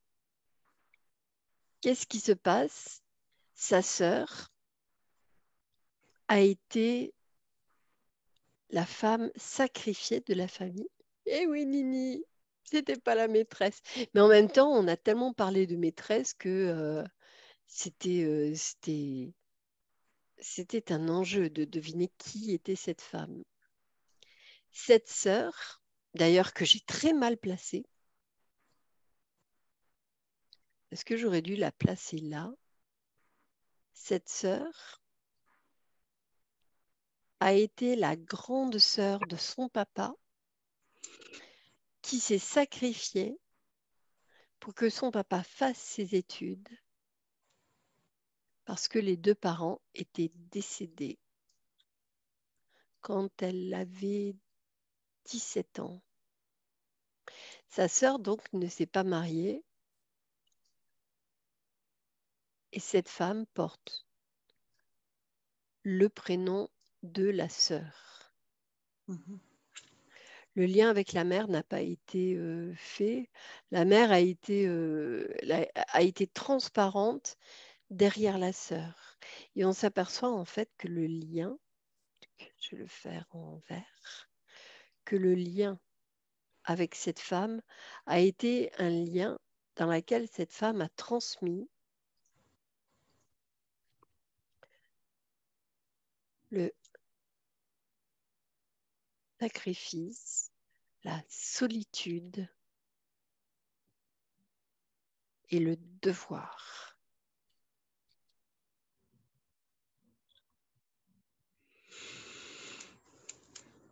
Si je n'avais pas fait le travail de ce génosociogramme, c'est pas envers que je voulais le mettre, si je n'avais pas fait le génosociogramme, nous n'aurions jamais,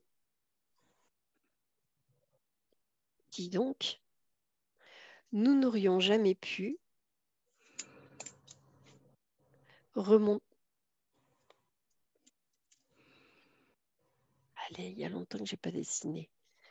Nous n'aurions jamais pu remonter. Et puis, zut, hein, c'est pas vert, c'est noir. Nous n'aurions jamais pu remonter à l'histoire de cette tante paternelle, qui est la vieille fille qui n'a jamais pu se réaliser, s'autoriser à exister avec le devoir, la tristesse,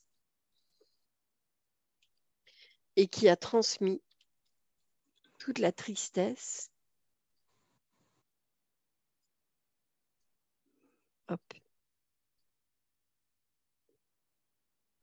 La tristesse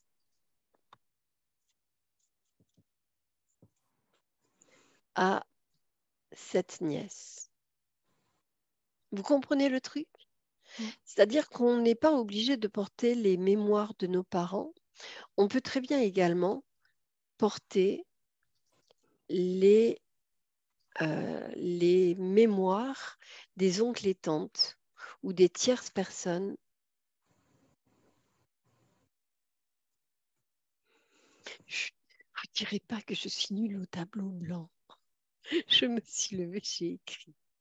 On peut donc très bien porter les mémoires des personnes adjacentes à la famille. La personne s'appelle par exemple Jeanne et la tante s'appelle Draženka. Dans le mot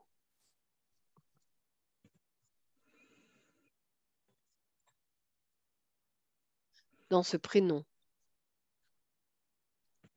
Et dans ce prénom, vous avez Jeanne. Toutes les lettres du prénom vont être transmises dans le prénom donné à Jeanne. C'est un signe informatif que Jeanne porte la mémoire de cette personne.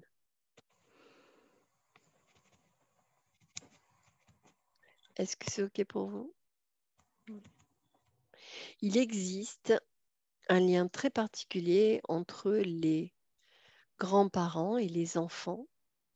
Et souvent, on va trouver dans des familles dans lesquelles les parents ont été, comment dire, les parents ont été abandonniques. Fermez le tableau blanc. Dans lesquels les parents ont été abandonniques, des grands-parents qui ont été fusionnels. Les enfants sont très en colère contre leurs parents parce que la mère n'a pas été là ou que le père n'a pas été là. C'était ma grand-mère qui m'a élevée. C'était mon grand-père qui s'occupait de moi. Mon père n'a jamais montré la moindre preuve d'affection. C'est les sujets les plus courants. Le parent abandonnique ou le parent absent. Le parent, quand il se comporte comme ça, est tout simplement en retrait derrière son propre parent.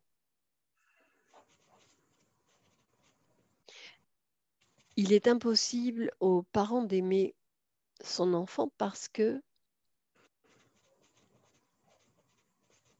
son propre parent, c'est-à-dire le grand-parent, l'a repositionné en tant que grand frère ou grande sœur.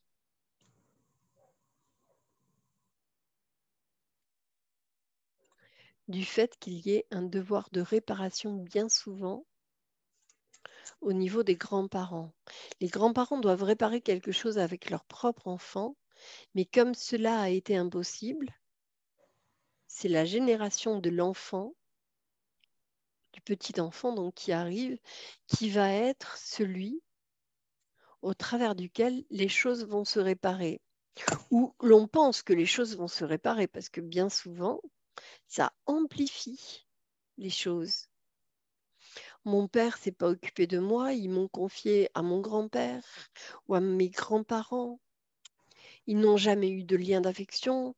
Ma mère a été jalouse, elle m'a fait un procès, elle était rivale avec moi. Mais regardez quel est le lien d'affection avec le grand-parent. Est-ce que le grand-parent n'a pas pris plus de place pour aimer davantage cet enfant parce qu'il n'a pas pu aimer son propre enfant?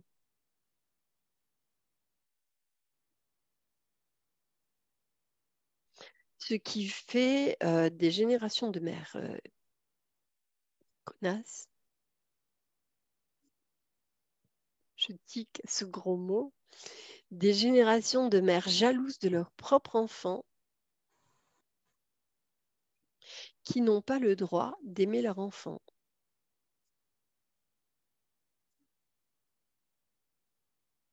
Et des générations de personnes qui se sont senties abandonnées par leurs parents du simple fait qu'ils les avaient confiés aux grands-parents et qu'ils ne s'en sont jamais occupés. Qui peut être en compétition avec ses parents? Dites-moi.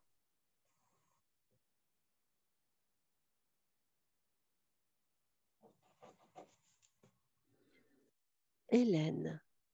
On porte dans notre famille en deuxième prénom les prénoms des grands-mères pour les filles et grand-père pour les garçons. Ma grand-mère a demandé à ce que mon fils porte en deuxième prénom le prénom de mon grand-père, cinquième du nom. Je n'ai pas voulu, mais j'ai quand même choisi Maxime, rapprochant. Quelles conséquences peut-il y avoir pour mon fils? Alors, remonte au premier Maximin et regarde son histoire, ses dates, les dates de naissance et que se passe-t-il? Vous pourrez très certainement, au travers du dernier outil que je vous proposerai, et puis là on va finir dans 6 minutes, au travers du dernier outil que je vous proposerai, qui est l'arbre généalogique, un travail qui va se faire sous hypnose, de manière métaphorique, symbolique, de manière énergétique aussi. Ce travail avec l'arbre est le travail que j'ai vu arriver dans ma vie un jour en aidant une personne. Cet arbre est arrivé, puis les ancêtres sont arrivés et ça s'est passé plus simplement du monde.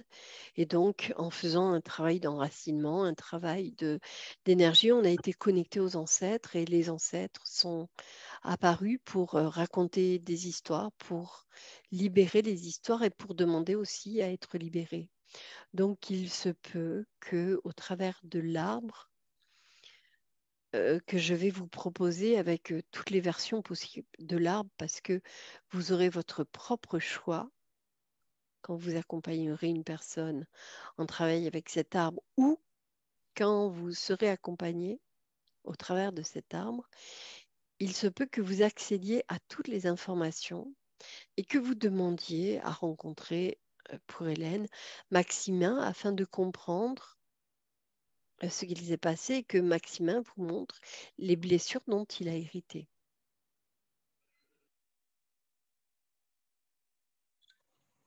Et vous serez donc à même de travailler parce que je vous amènerai à inviter la part la plus évoluée. Techniquement, en hypnose, on va dire la part la plus évoluée de l'inconscient, mais spirituellement, je vous inviterai à amener la part la plus évoluée de l'âme de la personne face à vous permettre de rentrer en communication avec, afin de vous permettre de défaire tous les nœuds.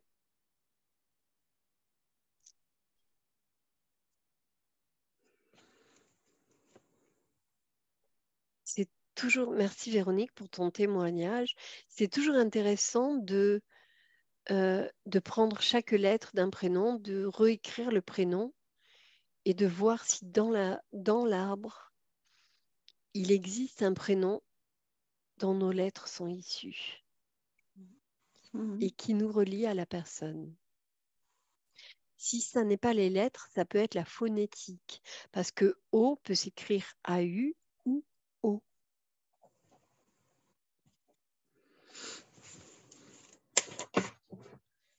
Y a-t-il des remarques ou des questions?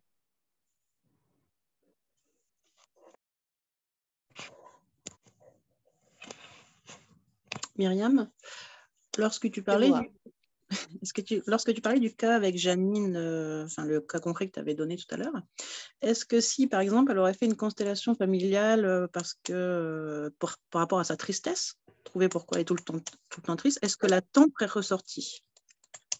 Ah mais oui, je pense. Parce que la tante était la première blessure de cette femme. Et en fait, le génosociogramme bien calqué, bien propre, bien carré, bien rond, bien aligné, tel que vous allez le pratiquer, une fois qu'on l'a mis en place, une fois qu'on a la photo familiale de tous les schémas, de tous les dessins, de toutes les dates, de tous les liens, de toutes les choses qui existent, une fois que ce génosociogramme, on en a pris la photo au présent, eh ben moi, je vais vous inviter à redessiner par-dessus, faire comme un acte psychomagique, à redessiner ou à écrire sous les liens les mots-clés tels que libération, tels que amour, à redessiner par-dessus. J'avais un tableau blanc à mon cabinet et on faisait des histoires de génosociogrammes sans avoir aucune information. Ça arrivait, quel est le nom de votre papa, le nom de votre maman, avez-vous des enfants, votre mari, et on dessinait les ronds, les carrés, on faisait les liens. On n'était pas obligé d'avoir les dates, d'avoir les prénoms exacts. On pouvait même laisser, il m'est arrivé d'avoir un illustre ancêtre qui a été cuisinier de Napoléon. Et il n'y a que lui qui existe dans cette famille et pourtant il est mort. Et les personnes sont tous des ratés dans la famille après cet homme. D'accord. Imaginons donc la légende familiale et tous les ratés, toutes les tâches qui ont existé après une légende pareille. Vivre dans l'ombre. Un devoir de réussite qu'on ne peut jamais égaler parce qu'on ne peut pas se comparer à une personne. Et nous finirons par une dernière question by Nini Blue. Merci. En fait, une question toute bête. Tu as dit que tu avais mis en Peut-être ligne pas. des PDF et je voulais savoir où on pouvait les trouver parce que les PDF. Alors là, c'est la version payante. Les PDF sont à D'accord. 500 €, je crois, la page. Ah, je suis nulle comme humour. Non, c'est pas vrai. Ah, venez à moi, les petits agneaux. Non, je vais le mettre, pardon. Je vais le mettre dans le groupe. D'accord. En PDF et vous allez, et je vous supplie, mais vraiment je vous supplie, de travailler, moi j'ai nos sociogrammes, d'aller à la recherche, de casser les pieds à Tati Josette qui a toutes les informations et qui serait très contente de parler de la famille ou de déblatérer sur la pauvre folle là qui courait. Moi, j'ai appris que dans ma famille, il y avait eu un bordel. On avait une tata qui était patronne d'une maison close. J'en avais jamais entendu parler. Mais c'est qui cette femme à lunettes là? Ah, mais ça, c'est Tata. Alors, depuis mon enfant, j'entendais parler de Tata Sophie, qu'elle avait plein d'argent, que c'était magnifique et tout. Mais je savais pas que ma maman, elle allait dans un bordel quand elle était petite. C'était rigolo quand même. Pardon. Mais c'était rigolo parce que cette femme a été béatifiée même de sa mort après l'Algérie parce que c'était un modèle de réussite. Mais pourtant, le sexe est assez tabou dans la famille. Hein. On n'en parle pas. Voilà. Il est 12h02. On se donne encore 10 minutes de temps de parole parce que je reprends à 2h avec mes... Alors, on avait les piou-piou.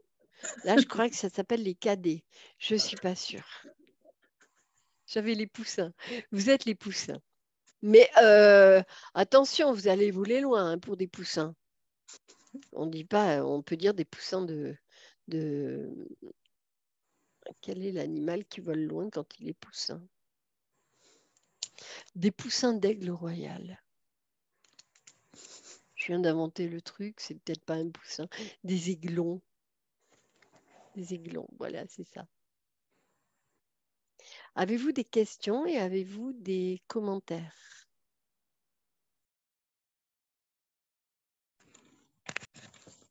Où on peut trouver d'autres informations sur les grands-parents fusionnels et les parents abandonniques dont tu parlais? Ça nous vaudra le coût d'une fiche pour la semaine prochaine. Ah d'accord, merci. Mais attention, la semaine prochaine, on réaborde le sujet, on en reparle. Et moi, je vous invite, comme je vous ai invité à venir partager, si vous voulez bien partager pour ceux qui ont pris des notes, ces notes avec moi, histoire que je recense un peu, que j'ai de la matière première pour faire de l'affiche, si vous êtes OK. Et je ne corrigerai pas les fautes d'orthographe. Et je ne refais aucune réflexion sur la grammaire. Chacun est libre d'écrire comme il l'entend. C'est OK pour vous? Est-ce que ça vous a plu? Super. Y a-t-il déjà des personnes qui font de la psychogénéalogie du transgénérationnel?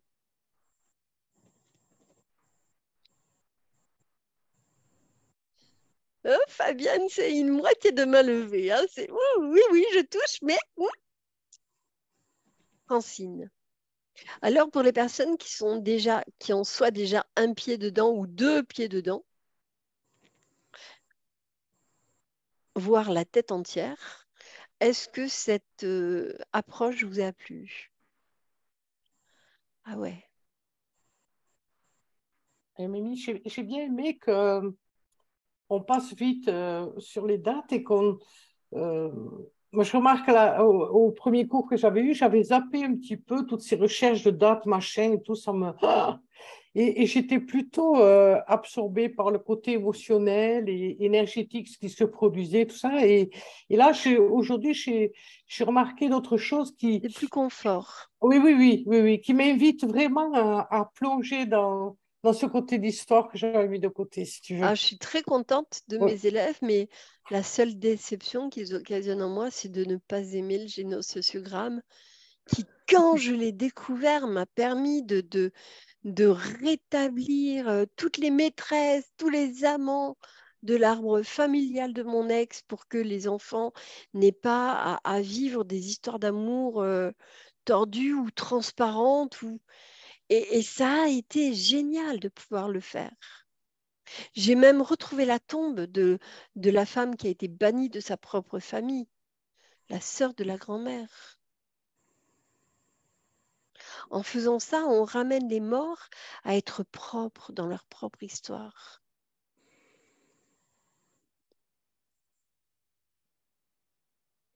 Voilà. Et c'est vraiment 25 ans de pratique et un amour que j'ai pour cette matière que j'essayerai de vous transmettre.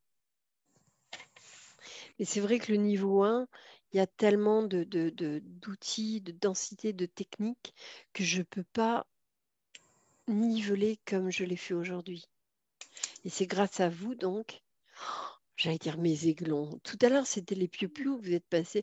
Vous avez perdu le petit jaune canard, là, des petites plumes grises, là, mais je suis sûre que vous allez aller très loin.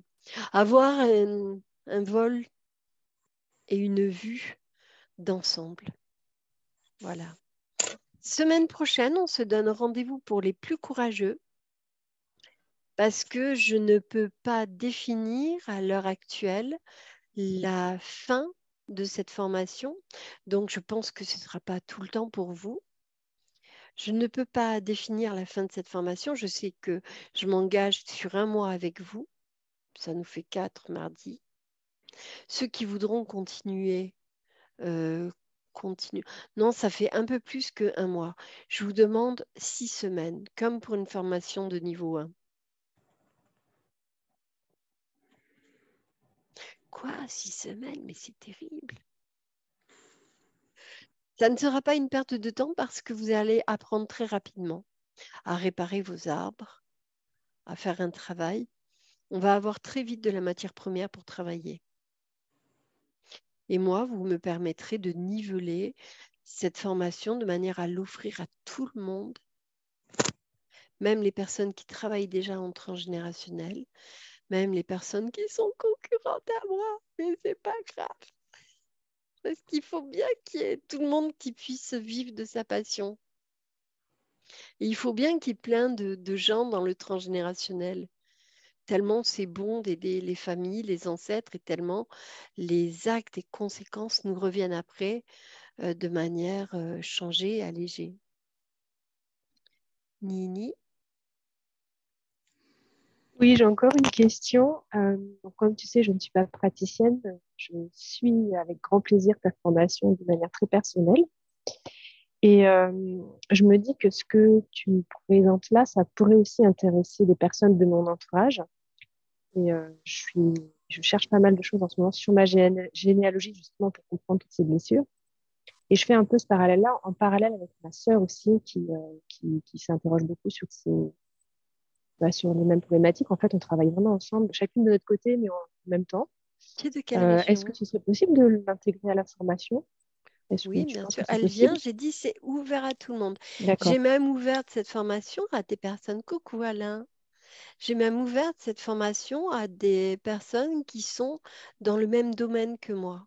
Donc, je peux très bien lui passer le lien de la réunion Zoom et je peux lui proposer de venir Tout à fait. Tout à s'intégrer en fait. même temps. Ok. J'ouvre cette formation parce que ce groupe vivote, il n'y a pas d'interaction et j'ai l'impression qu'on est tous ensemble, mais que rien ne se passe. Et j'ai envie qu'on ait des sujets de conversation et j'ai besoin, moi, de poser tout un programme, un gros programme en transgénérationnel, en psychogénéalogie, qui soit accessible à chacun parce que on vit des choses parfois, alors pardon pour les thérapeutes, mais il y a des choses, dans un monde parfait, on ne devrait pas avoir à payer pour réparer un deuil. On devrait pouvoir être à même de parler gratuitement.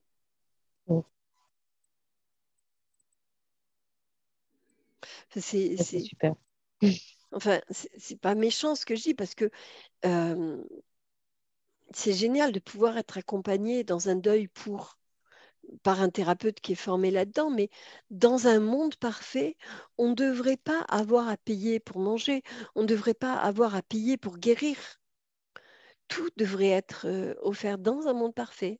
Et comme je voudrais mettre quelque chose dans un monde parfait, ma projection de mon monde à moi, j'offre ce travail-là, cette base en transgénérationnel. Et puis, je ne peux pas offrir par contre, après le reste, le 1, le 2, parce qu'il y a des outils, c'est trop de travail et trop de techniques. Voilà. Mais dans un monde parfait, j'aimerais beaucoup que les cadeaux et les dons existent. En vous donnant, moi, je me suis donné énormément de choses. Je me suis donné le droit de faire une formation où j'ai eu 300 messages, 300 personnes qui sont venues pour être formées à ça. En tout cas, merci beaucoup. Vraiment. Ben, de rien. Il y a 5 ans, j'avais offert la technique de l'arbre, j'avais offert plein de techniques et j'ai une personne qui est venue, qui s'est servie et qui a monté sa propre école. Ça aussi, c'est la raison pour laquelle je meurs de haut. Peur de. Je veux bien donner, mais je ne veux pas qu'on paye les choses que j'ai données. Ça doit être, ça ne peut pas exister de cette manière. Quand tu donnes, tu donnes. Et c'est pas pour qu'on s'approprie une chose que tu as donnée. Oh, mon sabi. Ouf. Attends, comme les Coréens. Et c'est le mot de la fin. 12-12, comme tout à l'heure. 10-10 pour la pause café. Je vous embrasse. Merci Lancelot, merci Alain, merci Richard. Les hommes en premier. Vous savez toujours la tradition, les hommes en premier. Alors Myriam, merci Olivier. Je ne sais pas si tu m'entends, Myriam. Oui, cher Alain. Oui, il faut... Du fond de ton bus personnel. Oui, je suis en voiture. J'ai voulu prendre ton cours plus tôt et puis j'ai été interrompu par une demande urgente, donc je n'ai pas pu. Mais dis-toi bien, Myriam, que le travail que tu fais, sans toi, il ne peut pas se faire. Donc, quand tu dis « je donne », c'est bien, ça part de ton cœur, c'est ta démarche. Mais si tu n'es pas là, rien ne se fait. Eh bien, soyons des déclencheurs les uns pour les autres. Voilà, donc si on peut arriver à un monde où tout se fait comme ça par le don, ça serait merveilleux. Mais en l'état actuel des choses, on ne peut pas. C'est normal qu'il y ait, on va dire, une contrepartie. On va peut-être pas parler de rémunération. Vous savez quoi? Ce travail niveau Aiglon, c'est ma TVA sur le reste de mon travail. C'est ta valeur ajoutée. Voilà. Et ce sera le mot de la fin. Merci beaucoup, voilà. Alain. Mais le rapport... Bonne nuit à tous. Je peux faire ça parce que j'ai quand même beaucoup d'élèves qui viennent en niveau 1 et en niveau 2 et ils me permettent de le faire. En tout cas, j'invite toutes les personnes qui veulent découvrir le transgénérationnel de le faire avec toi parce que c'est vraiment le choix numéro 1. Merci beaucoup. Bon, allez, portez-vous bien. Passez une bonne semaine tous. Olivier, à tout à l'heure. Ah bah, parti trop tôt. C'est affreux de dire parti trop tôt. Mais Olivier, pourquoi tu as cliqué quand je te parlais? Bon, bah, ceux qui me voient cet après-midi, à tout à l'heure. Coucou Laurence. À tout à l'heure, ce sera un vrai plaisir de vous retrouver. Merci, bisous. Bonne app à tous. Bonne app, bonne app. Bonne app, à bientôt. Tu vas pouvoir arrêter l'enregistrement du coup. Ah oui.